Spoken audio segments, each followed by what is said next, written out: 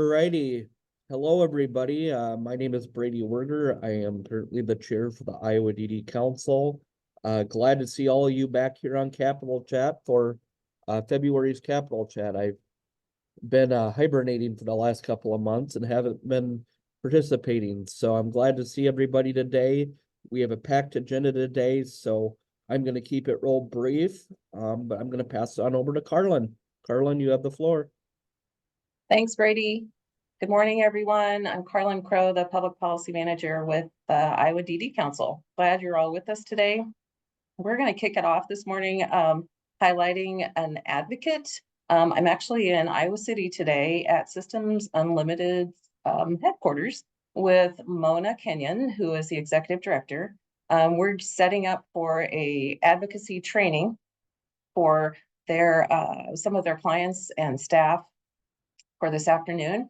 And so I asked Mona if she would share a little bit about their advocacy efforts, what they're working on, and some issues and what you think is important. Mona, you got it. Hello, I'm so glad to be here. I'm Mona, CEO of Systems Unlimited, and I was going to share some of our experiences that we've had with advocacy, and specifically the Capital Advocacy Day grant with the Iowa DD Council. This is our second year. We applied for the grant and we were awarded the grant. And the thing about that grant that I think all of us find extremely valuable is the training that Carla provides to our advocates. It's in depth, it just gives a lot of information, but more importantly, it really prepares us and we feel more confident when we head to the Capitol to talk to our elected officials. So that's why Carlin's here today, going to be training a number of our advocates that'll be making the trip to the Capitol next week on the 29th. So we're really looking forward to it. We do some other things other than the trip to the Capitol. The advocacy work really that we do, it happens daily. Our staff advocate for many things, including advocating for medical care at the hospital and doctor's offices, advocating for housing, advocating for equal treatment out in the community. So this is something that just it's a part of Systems Unlimited, and it's something that we all in all of our positions carry with us. Something that we started last year regarding advocacy is we wanted to be more planful. And we put together an advocacy plan, which walks us through some activities and things that we need to do each month.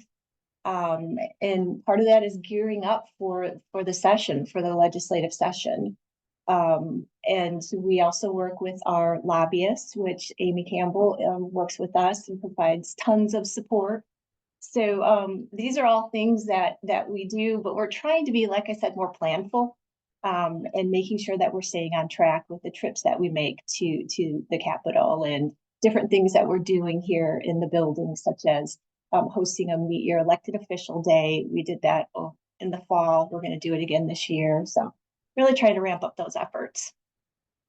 Thanks, Mona, for sharing. And yeah, that we just wanted to highlight what great work one of our community providers is doing and the extent that they are going to have their clients learn about advocacy and going all the way to Capitol to deliver their message. So, and I did not pay Mona to say any of those words, and neither did Amy. No, not at all. But it's all great. So I'm going to pass it over to Amy now for our next topic.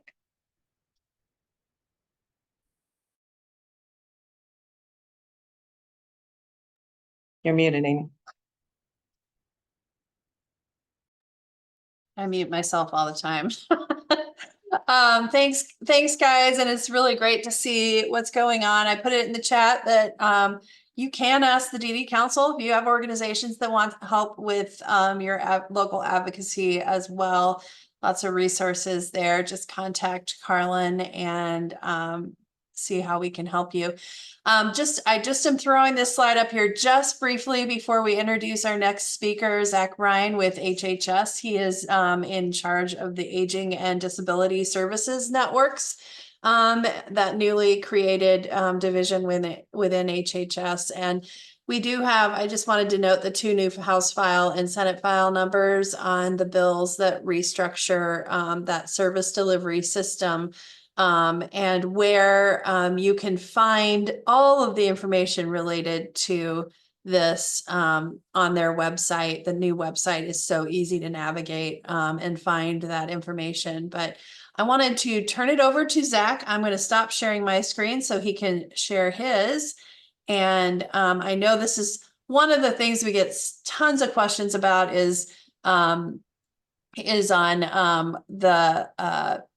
the disability side of the changes that are being made. And so we thought it would be a great idea to have that discussion here. So I will turn it over to Zach. Thanks for joining us. Thank you. Thank you for having me. I believe I am sharing my screen now. Is that right? Yeah. Okay. Yeah. Very good. And so let me know, sometimes when I do this, the slides don't advance. So if that happens and I start talking about stuff that's not on the screen, let me know and I will adjust. So I'm going to start by talking a little bit about the behavioral health bill and what changes it makes on the disability side. So there are Division 3 of the bill talks about aging and disability.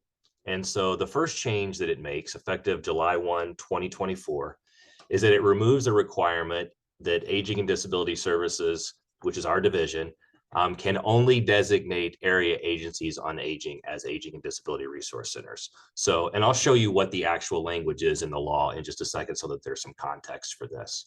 But currently the only entities eligible to be designated as Aging and Disability Resource Centers, or ADRCs, are the area agencies on aging. So this bill changes that and opens it up. It also renames Chapter 231, which currently is the chapter Older Iowans, and names it Aging and Disability Services. And then it repeals other sections of the code that are currently in 225C related to disability services. What happens on July 1, 2025 is it moves sections into the division of our code. So basically what this is doing is making it clear that our division has the authority to not only serve individuals who are older, over 60, but also the ability to serve individuals with disabilities. Oops. So another change that it makes on July 1, 2025 is allows us to serve not just individuals with disabilities, but individuals of all ages. So the next slide here shows what the current language in the law is. And this is what I said earlier. I wanted to give some context, because if you're like me, you see those changes, and until you actually see what the law is going to say, it doesn't really make a whole lot of sense. So where the words are crossed out here is what is being changed. So the first change, Aging and Disability Resource Center, it makes it plural to make it clear that we are going to have more than one. The next sentence, the department shall designate area agencies on aging. It strikes that and says Aging and Disability Resource Center so that we open it up. The goal is to have a much larger network. And then the other change, again, just making it centers plural, is the third highlighted area here. And then at the bottom, currently the Aging and Disability Resource Center can assist persons with disabilities age 18 or older, but it strikes that and just says that the Aging and Disability Resource Centers will be allowed to serve persons with disabilities, so that we're able to serve individuals of all ages. So what is an Aging and Disability Resource Center, or an ADRC? Throughout the rest of the presentation, I'll refer to them as ADRCs. And what an Aging and Disability Resource Center is a place that provides objective information, advice, counseling, and assistance. It empowers people to make informed decisions about their long-term services and supports, and helps people access public and private programs. So the idea here is it is a very, as all of you are aware, a very complicated system of services and supports to navigate. And so you shouldn't have to go to 9 different places to figure out what benefits you might qualify for. We have the Aging and Disability Center, or we will have the Aging and Disability Resource Centers that are a single place where you can do that. So currently, as I showed you in the law earlier, we do have an ADRC system in Iowa, but it is only the area agencies on aging, and there are 6 of them. They do a really good job of serving individuals over 60 and their caregivers, not because that's the only group of people they want to serve, because their funding is restricted to that.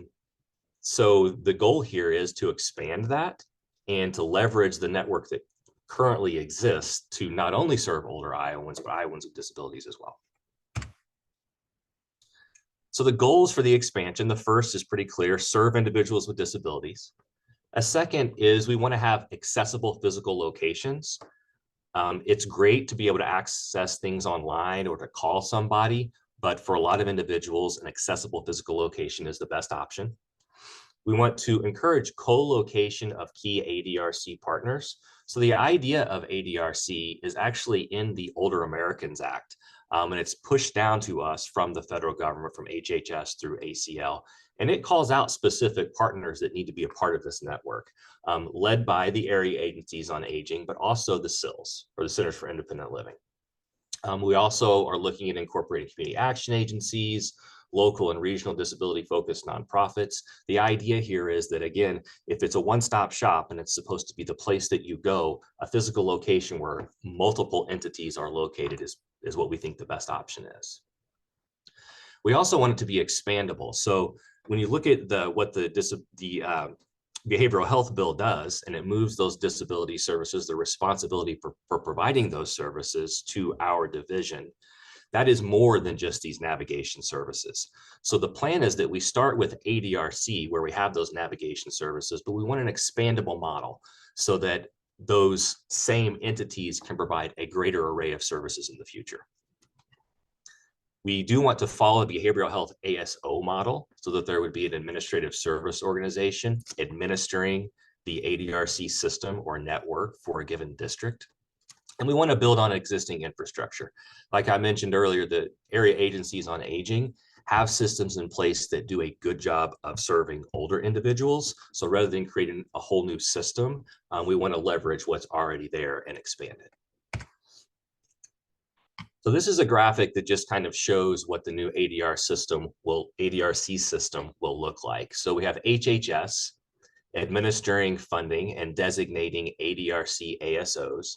And then those ASOs will be responsible for ensuring that these ADRC member organizations, or what we think about as the ADRC, the place where most of the work takes place, not only cooperate with the ASO, but also cooperate with one another.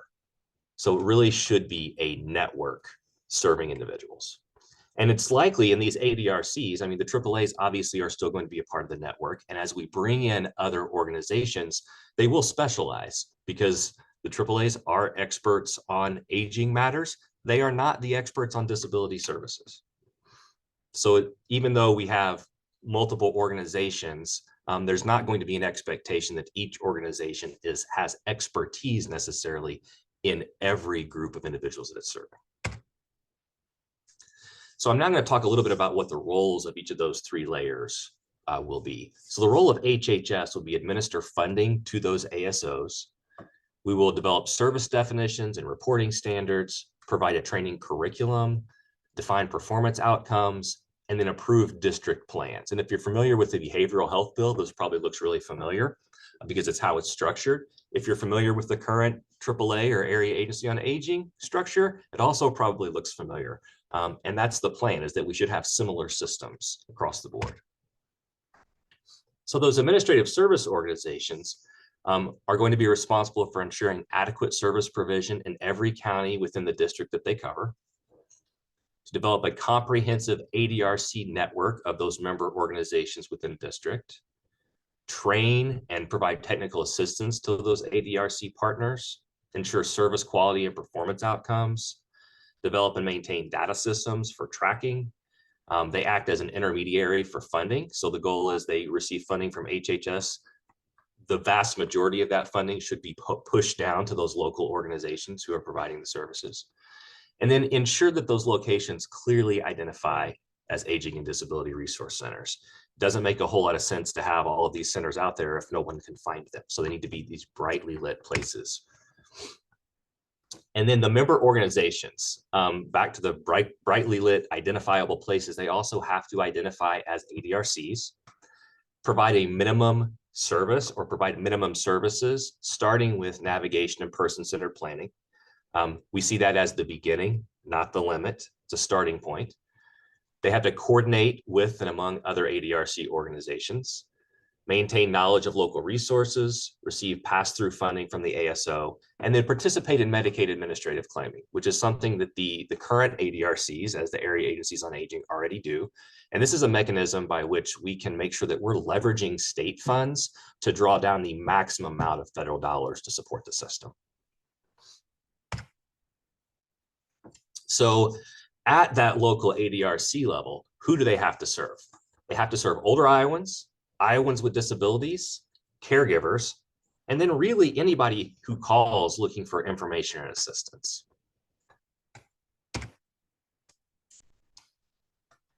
So what are the services that must be provided? Starting with information and referral and person-centered planning. So information referral, and the way that we look at it happening, it's more than simply you call and you have a question and I send you a list of places to call. It's more assistive than that. Is it our version of information referral helps walk you through the process of knowing what these organizations are, what be the best fit, and then even helping to get you in contact, and then following up to make sure that you got connected to the people that you need to be connected with. Person-centered planning, which is a service that we call options counseling, which is a step more than the information and referral, where you sit down with an individual, or it can be done over the phone, and come up with some goals, and then develop pathways with that options counselor for how you can achieve those goals. And then again, follow up to see how we're doing in accomplishing those goals. So the ADRCs also will have to provide application assistance to all HHS programs and services, which means not just Medicaid, but Medicaid adjacent programs, waitlist prioritization screening, and then connection to concrete services and supports. So when you look at all of the potential ADRCs and the current AAAs, one of the biggest values or advantages that they have at being spread out across the state is that they often have insight into local services and supports that exist that are not government programs. And so we want to leverage that and ensure that we have the right partners, those right local organizations on board who are aware of what those services are and can connect people to them. So the where services must be provided, I mentioned in person, but also phone, email, on the web, and all of these access points have to be accessible and they have to be easy to navigate. So how are we going to do this expansion? And I'm just going to give a little bit of what we're thinking on this right now, and then have some time for some questions and some feedback. So the thought is that we would have sort of a competitive application for a limited number of ASOs to start. What we're really looking for is collaboration. So a lot of people are like, who do you think these are going to be? Do you have a preconceived idea? And the truth is we really do not. What we would like to see is all of the partners get together and determine who the best fit is for the ASO to really develop a network that works for Iowans. So we do want to see collaboration. We want to see proposals that include letters of support from the other ADRC members. So if, let's say, an area agency on aging wants to apply to be an ASO, you're going to need letters of support from disability service organizations that are in that area, such as the SILs or nonprofit organizations.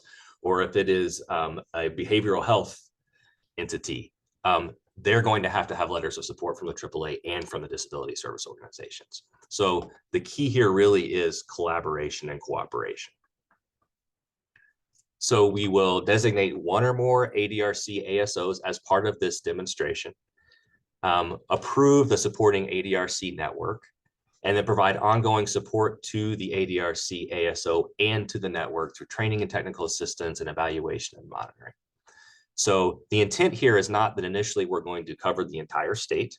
The intent is that we demonstrate a system that works and then expand it. And I'm sure there will be some questions about timing and all that later. I'm happy to talk through those and address those issues. This is just a map of what the current behavioral health districts are. Again, I like to be able to see how things might work. So for example, we might get an application for up here in the northeast corner, an entity serving as an ASO to develop a network in that area. It's also possible that a single ASO could cover multiple of these areas and develop a network. Again, it's a demonstration project, and we're really looking for collaboration, cooperation, and ideas about how to make the system better.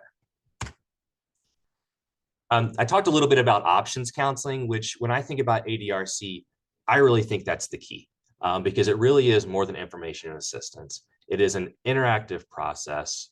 There's a personal interview. We look at strengths, values, preferences.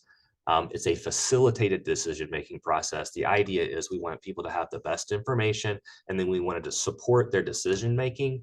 But the whole time, the process is driven by the individual, which is what makes it a person-centered process. So it is really supported decision-making. So that is the end of the presentation. I'm happy now to address any questions or just hear people's thoughts. Great, Zach, thanks so much for that. That was so much information. We do have some folks that have some questions in the chat that I'll go ahead and read through. And then if people also want to raise their hand, we can start getting to those too. But let's start first with the questions in the chat. You were talking earlier, Zach, about a waiting list. And I just assumed when you were talking about the waiting list, you were talking about the HCBS waiting list, correct? That's correct. Okay. Yeah, and so right now, we know there are waiting lists, and there's a project going on across HHS right now to survey the individuals on that waiting list and see what we can do about meeting their needs. And so we look at that as not a one-time process, right? Not a one-time project. If there's a waiting list and individuals are on that waiting list, then we should be looking at what resources do we have that we can direct them to and provide them while they're on the waiting list. Great, great. Okay, the next question, what will happen to the disability services provided by the current regional structure? So those services would be moved to be managed through our division. But if you look in the bill, there is time for, I'm wanting to call it a runway, but it is not called a runway in the bill. But it is time to ensure that there is not a gap in any of those services. So ultimately, they would be moved and to be managed by this division through the ADRC structure. But there is time built in there to make sure that there aren't gaps. Next question in the chat, who makes sure there are concrete services and supports available? So the concrete services and supports that we're talking about are those that are provided mainly by local nonprofits and community organizations. So the availability is something that is a little bit out of our control. Our role there we see is more connecting people to those where they exist, if that makes sense. So it's we know, for example, that a lot of local churches and a lot of very small local organizations are willing to provide those services. They just have trouble connecting the resources that they have with the people who need them the most. So the role of the ADRC network would be really connecting the two, the organization that has the supports or the materials available and the individual who is in need. Okay, one more question in the chat, and I think we'll go to you, Paula, as you have your hand raised. But Mary McGee wants to make sure that the website will be compliant with Section 508 immediately upon implementation. So I'm not sure which website we're talking about. You mean to access services? So that would be a requirement of the ADRC if that's the question, is would these websites be compliant? Yes, that would be a requirement. Paula, do you want to go ahead with your question? Sure. Hi, Zach. Thanks for being here. I wanted to address specifically making sure there are additional resources available when things cannot be paid by traditional resources such as Medicaid, Medicare, whatever those resources are. I have been in various roles for over 20 some years doing navigation work. And without, for instance, a program I have suggested, your division look at is the Children at Home program. You age out of that program at age 21, but there is a good network of not only money available, but the ability to leverage resources so people can get things like modifications in their home or other things that do not fall under Medicaid funding. I think it's crucial if you're going to have a comprehensive service available. So I'm going to continue to advocate that that needs to look at. Thank you for that input. And I'm happy to have a follow-up with you to understand more exactly about what your ideas are, if that will be helpful. Sure. Yeah, absolutely. I'll email you. Okay, good. Yep. Hey, Brooke, I think you missed one question before Mary McGee's comment. Catherine Egbert asked, where is the funding coming from specifically?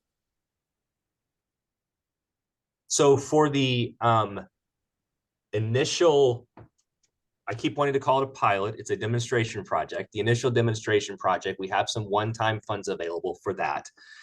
The ongoing funding will come from when that language moves those requirements from the current behavioral health section to the aging and disability services section. There will be money that follows. And I believe that is majority of, it's mostly state funding, if not entirely state funding.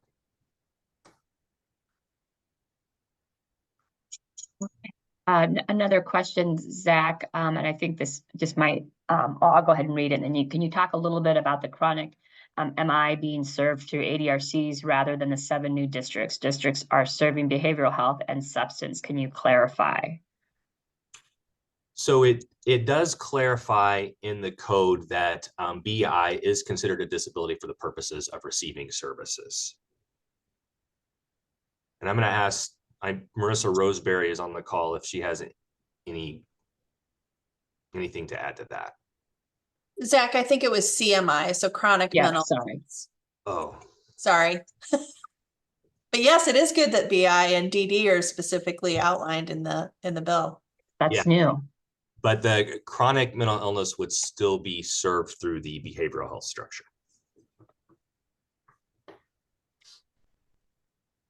Mary, go ahead. I think that was the question, so she probably follow Yeah, up.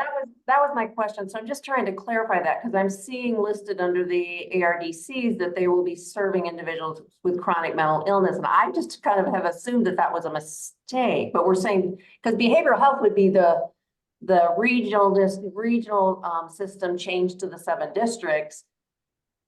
And I'm a mental health advocate. I'm just trying to figure out where mental health falls then, because I keep seeing chronic MI under the ARDCs, and I thought that would be under the new districts. So I'm confused by that. Can you tell me where you're seeing that? Well, it was on one of your slides, I believe. And I have seen it in the description of the bill, I think in the Des Moines Register, and I think I've seen the actual length. Amy, do you know what I'm referring to? Yeah, it is in the bill, and I believe, well, I thought the chronic mental illness is in with the disability services because their needs are similar to individuals that have other disabilities in terms of that long-term supports and supported living, community living, job supports, and that kind of thing. So their service needs are more aligned with that population that's being served by through the ADRC in the bill, is my understanding. I might have that wrong. And that makes sense, Amy, as I've just been picking up bits and pieces. That's kind of the conclusion maybe I came to, that's why, and that is actually the case. So thank you. Looks like we have just 2 more questions in the chat, Zach. Pam says that she's had a friend who's had to file over and over again with Medicaid for her disabled brother who has been on Medicaid for more than 40 years. She's frustrated with the privatization. How will she get notified about these new services that could help her? So the goal is that when we have an ADRC structure, that would be the place to go.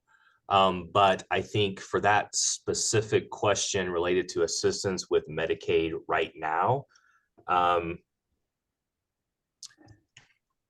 trying to think of the best place to direct that question. Maybe Julie or Marissa, do you have an idea? I think if we can get some follow-up information, Zach, from the individual, we can get them connected to the right person. Okay, so maybe connect through Brooke and Amy. I mean, you can connect directly to me with that, and we can see who to connect you with. Yep, that will work. Pam, if you want to email one of us your question, and we can follow up with that. Yeah, I'll do that. Thank you. And then one more question. How does this new this structure intersect with the home project with redesigning the waiver system? Yeah, so part of the home project is service navigation. If you've seen a lot of those presentations, you've heard Director Matney talk about you shouldn't have to be Magellan to know where to go and to get services. So it intersects in that it is helping navigate the system and helping make sure that people have access to the services that they can get.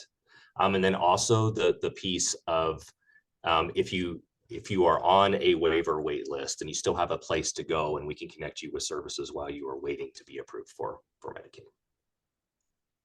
Okay, I think this is the last question for you, Zach, and then we'll let you off the hook, and then we'll move on with our presentation. Where does the substance abuse fit into this model? Substance abuse is in the behavioral health side of the model. Catherine, does that answer your question?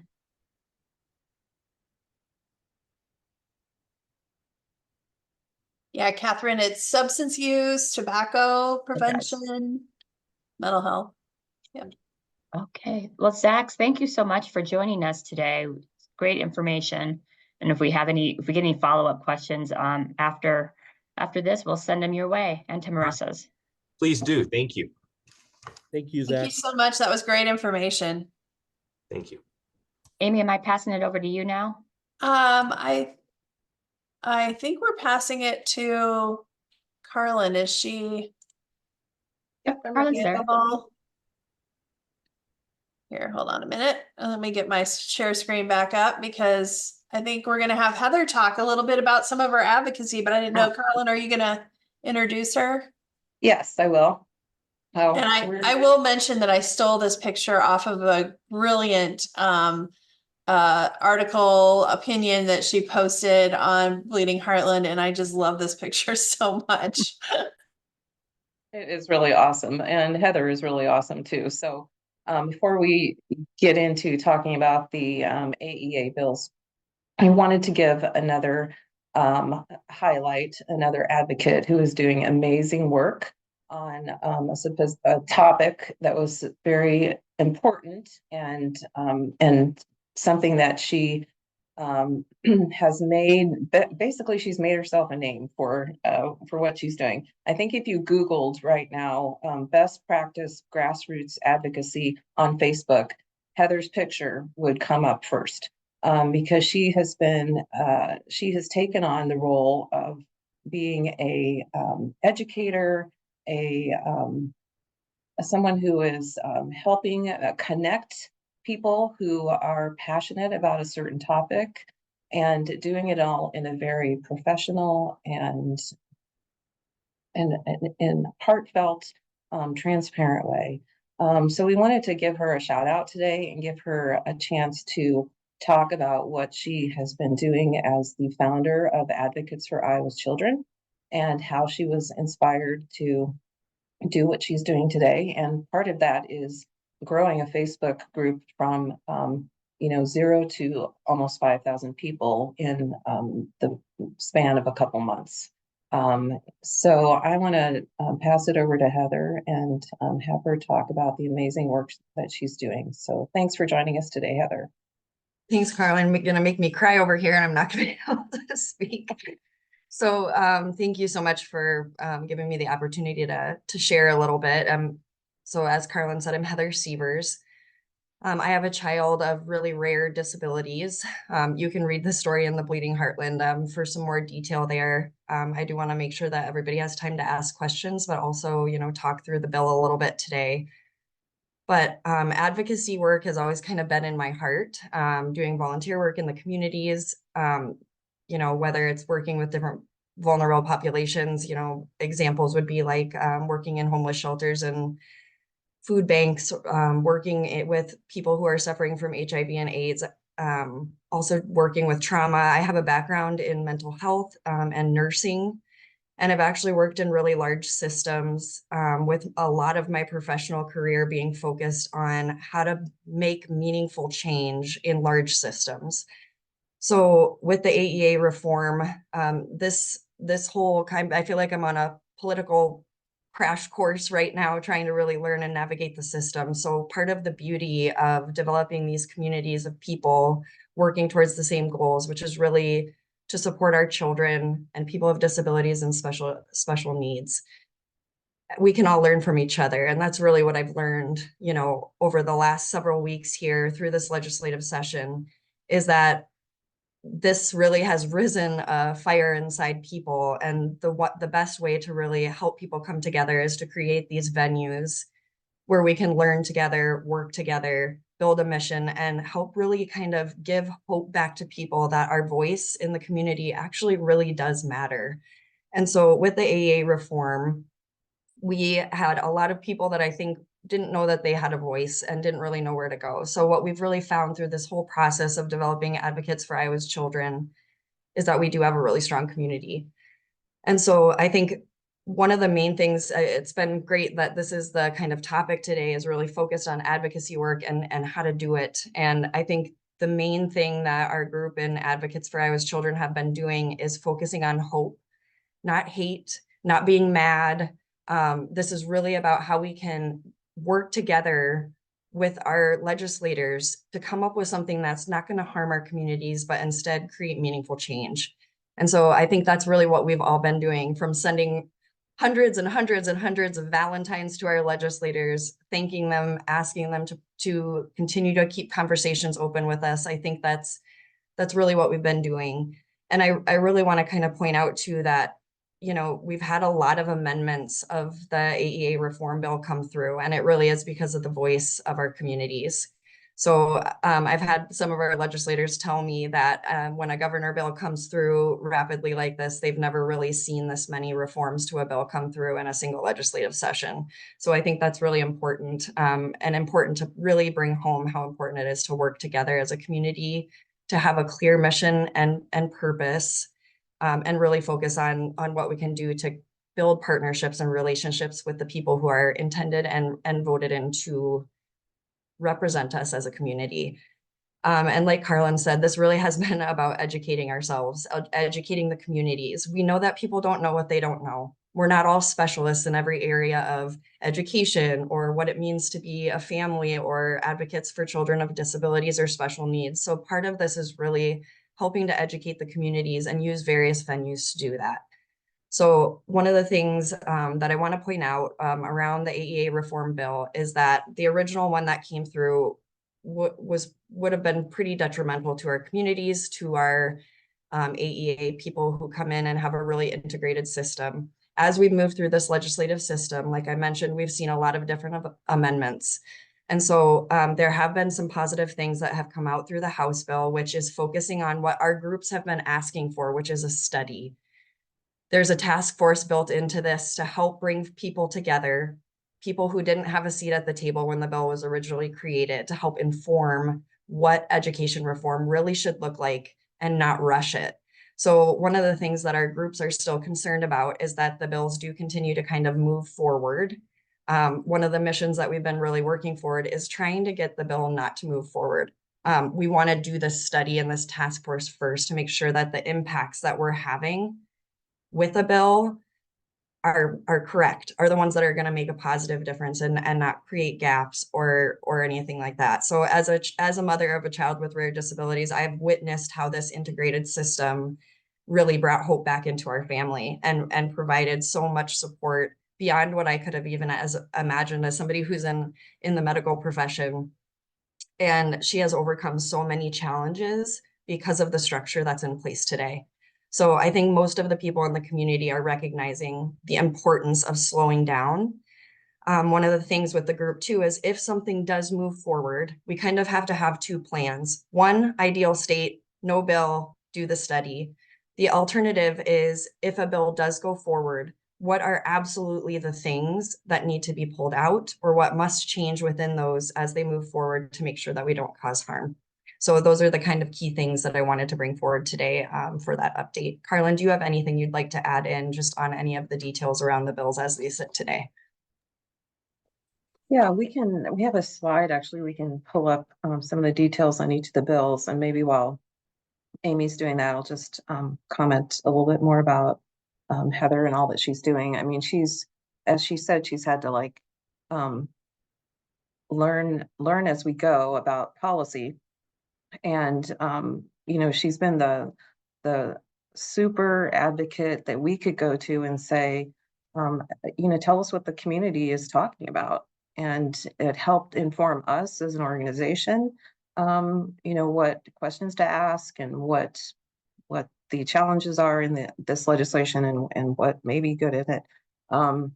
So it's a real great partnership and a great way that we can see organizations, state agencies, legislature, and advocates working together to really try and come up with what's best for our kids. So wanted to mention also that Heather and two other kind of super moms, one who is on our council and another mom who is who's on the Iowa Autism Council, came together to host a town hall meeting for advocates early on in the process in early January, and did an excellent job gathering comments from the disability community and from the education community that, again, we were able to use as, areas of concern that came up that we should be looking into. So I want to give her and her other colleagues a shout out for that. And we have another town hall coming up, and we'll talk about that later. But yeah, this goes into a little detail on the two bills. And Heather, keep your mic on if you want to comment on any of these, because she knows it in and out. It's amazing how much knowledge she has acquired. But the House file that Heather was referring to, the task force meeting, part of the House file. And that's something that we are really focusing in on and hoping that not only maybe is the one thing that gets passed, but even might be expanded, because what is included in the House file is a 10-person task force appointed by the legislature to meet from whatever the law is enacted until December. And the task force is going to look at the current system and what's happening in special education and with AEAs, and knowing how complicated the whole system is and how hard it is to really get our arms around how everything works. It just seems like a very short time frame to really do a good analysis. So we're talking to legislators about how to, make that the focus of this legislation and have it be less about where the money flows at this point, because there's time to keep working on that and making sure that it's, as Heather said, not harmful to our kids. So Carlin, can I add one piece to that House file? Yes. So you can see on the Senate file, that was the one that included teacher pay built in. So what a lot of the advocates had been fighting against is those really needed to be two separate bills. We shouldn't be kind of pitting special education AEA support services against teacher pay, like they're very separate issues. So the House actually did move forward a separate bill. They pulled out teacher pay and put it into its own bill. And it also supports our advocates, like our paras who are one-to-one with our kids with disabilities, increasing pay for some of our support staff. So that is a really big win, in my opinion, that is separated out. The one thing also is that the House, both the original bills had written out education and like professional development and media services that were originally provided by the AEAs. And there's something called economy of scale purchasing. So the AEA was able to give our groups cost-effective access to multiple different resources and support services through that. The House has written those back into the bill for support and funding. So the Senate has not really written those back in. So I just wanted to kind of point out a couple of those things there, and that we are really grateful because we feel like we've had a voice in the House as we've moved through these amendments. Thanks, Heather. And I'll just mention too that the bill that was separated out for teacher pay did pass the funnel, so it is eligible to come up for vote. And I know that there's a lot of discussion around it too. So if you want to speak out on that also, I believe we have it in our bill tracker. So just some other, things about these bills. It has a lot to do with how funding flows from the federal government, the state government, and local governments to school districts. And the difference in the two bills is how much goes to the AEAs and how much goes to school districts. And that's the big change from how AEAs are currently set up, where all the funding goes to the AEAs that passes through the school districts. This gives some funding, gives the school districts some flexibility in how to use that funding. The Senate file kind of increases it incrementally, and the House file is separated out by federal and state dollars. The thing that's important about the AEA structure is also that we're looking at is that everything is going to move under the Department of Education. So they'll have authority over the AEAs, which is what's different than the way things are now. Right now, AEAs report to local boards who are set up by local communities and local school districts. So there's a communication or talk around local control here, and the ways that we look at local control and how citizens and parents have a say in that. So that's another area to keep in mind as we keep talking about. Yeah, I think we should watch for that pretty closely. Because there are additional, there's additional work going on in both of these bills right now. And so we did bring forward that piece around, making sure that local districts can truly make their decisions about what they need, since they're the ones with boots on the ground and know the kids the best. The one piece with this that's really important to understand also is our communities have been asking to make sure that anything that's written in these bills around limiting the shared provider model. So what I mean by that is if a student has an identified need, say in the middle of the school year, but a local district hasn't really kind of identified a person or hired someone in to cover a need that's been identified, the AEI right now can kind of deploy. It's a shared model across districts. And so some of the things that have come up in these bills is limiting that shared model. And so we're really hoping to see that voice was heard as these kind of come through, that we need to be able to meet those needs and our federal requirements for service provision, delivery, and all of those things. And so something to keep your eye out for as well. And one more thing, you'll notice in these bullet points, there's nothing on here that talks about how this is going to affect children, especially kids in special ed. So that's very much how the conversation is mirrored in the legislature right now. There's talk about AEAs, there's talk about salaries, there's talk about flow through, there's talk about fee for service, and we're not focusing in enough, in my opinion, on how this is going to affect our children. Heather keeps bringing this up as an advocate, as a mother, and I think in the ways that we advocate and what's important to us, that's the narrative that we need to keep bringing into this discussion. How is this going to affect our kids, especially on a very on a time frame that moves things into action very quickly. It could be traumatizing for services to some districts. We've heard that.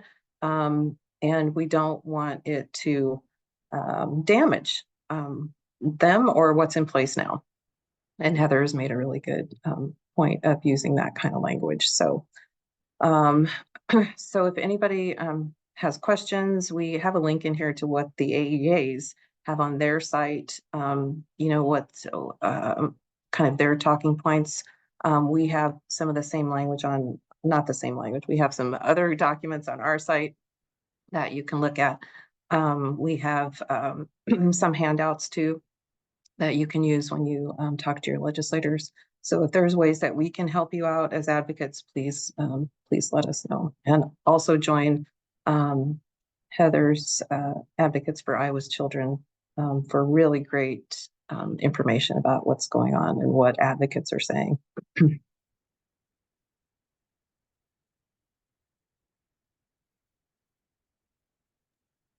anybody have any questions on the AEA? That was a pretty thorough explanation.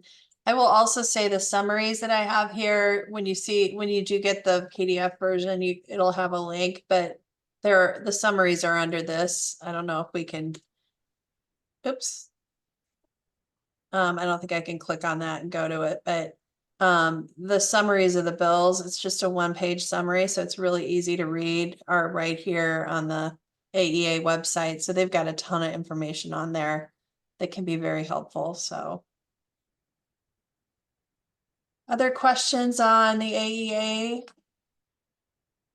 before we move on? You can raise your hands too. I don't see any hands. I have a question. This is Paula Conley. My son also is one of 26 people in the world with an inherited syndrome, and he's actually graduated, but we've been around enough that there was at one time a Bureau of Special Education under the Department of Ed, and it was dismantled. And now we are again discussing putting that back together. There's actually jobs posted for various roles in that. And I know I have talked to my representatives about including that whole idea, what is actually needed under the Department of Ed as part of this study. I think there are a lot of questions.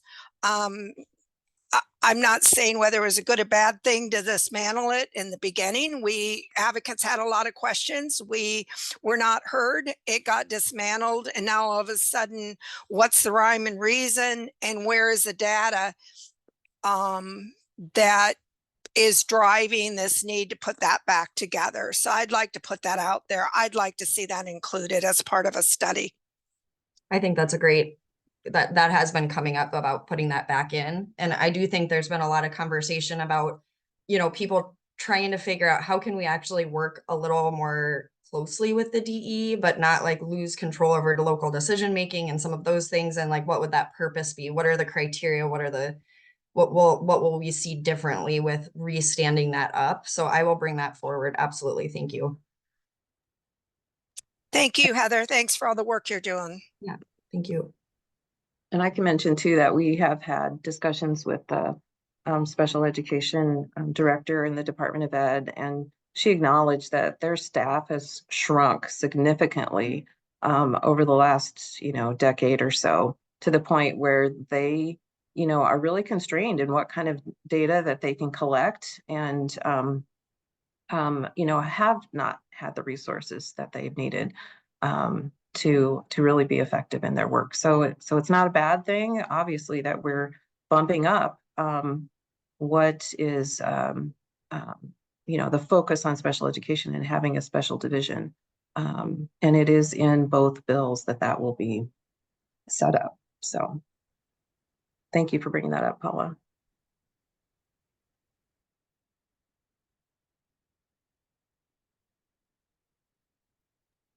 Last call for questions, comments, thoughts, other things, other feedback for Heather,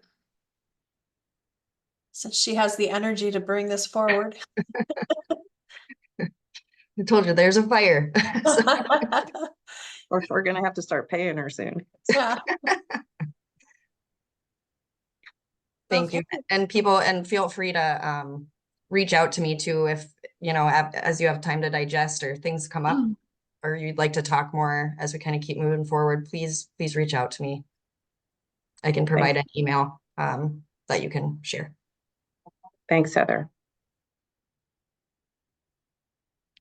Well, I was gonna go on, since if you think of something, go ahead and put it in the chat, but moving on, just wanted to remind you that we did pass this funnel deadline. So that's the deadline that cut bills off if they hadn't made it out of committee. And so we just wanted to highlight a few of them in our final moments that made it through. This is in our bill tracker on our website, and it will be, we'll have updates on these in our weekly reports that we get.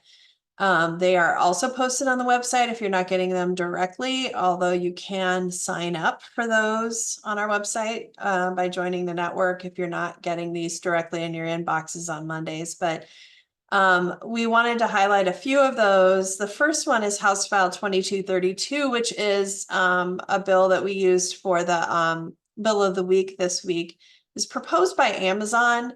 It passed yesterday in the House 93-1. Representative Shipley was the one that opposed it. I'm not sure why he didn't mention that on debate, but this allows an employer like Amazon who has sign languages interpreters that are hired across their network. So they're located in many states, to get an Iowa sign language interpretation license for all of those, so that they can utilize the sign language interpreters wherever they are.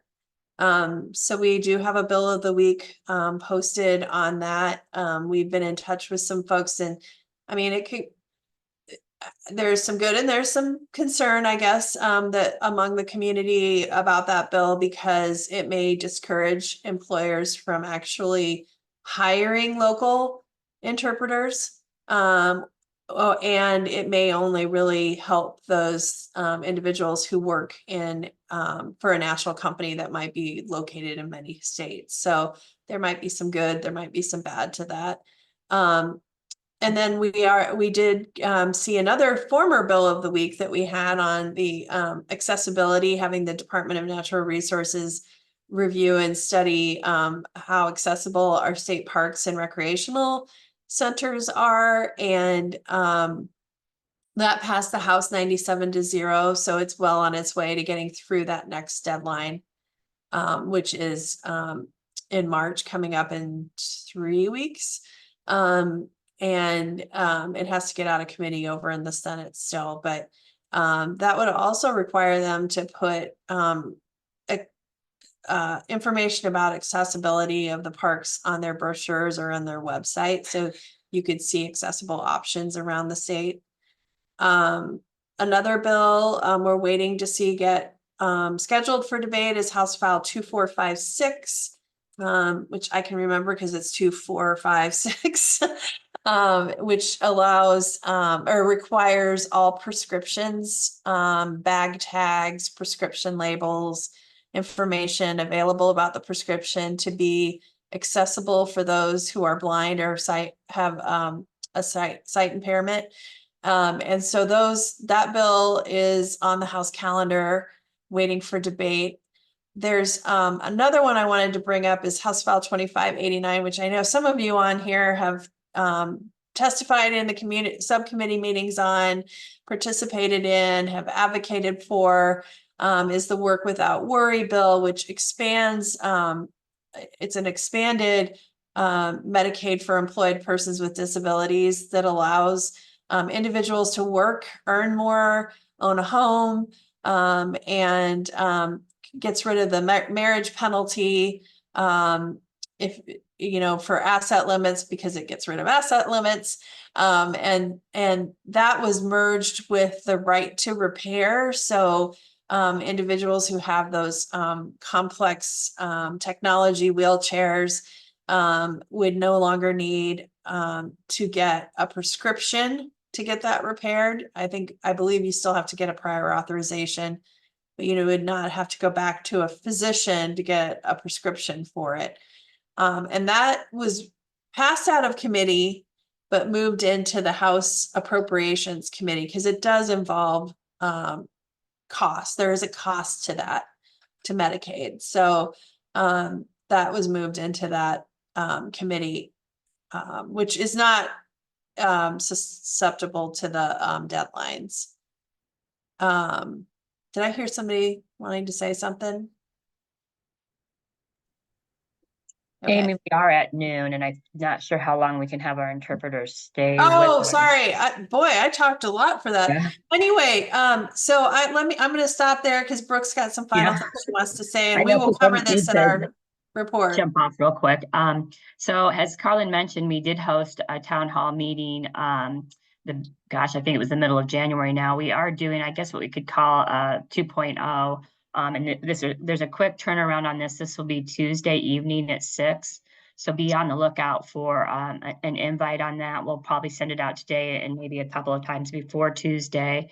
But this will actually be an opportunity to hear from state leadership about the proposed changes. So Director Snow and Director Garcia will both start off the meeting with walking through the bill, and then we'll have plenty of time for people to ask them specific questions. And so Paula, that might be a great time to ask your question about the special education department within the Department of Ed and the plans for that. So do be out on the lookout for that. We'll record it if you cannot attend. We did up our attendance, so there can be more than 300 people to attend that because there was some difficulty because we had it capped the last time, not realizing it. So if we have more than 300 people this time attend this, that's great because we have the room for them now. So be on the lookout for that and you'll see that soon. Thanks, everybody. What we didn't cover will be in the report on Monday. So Have a good thanks for weekend, joining everyone. us.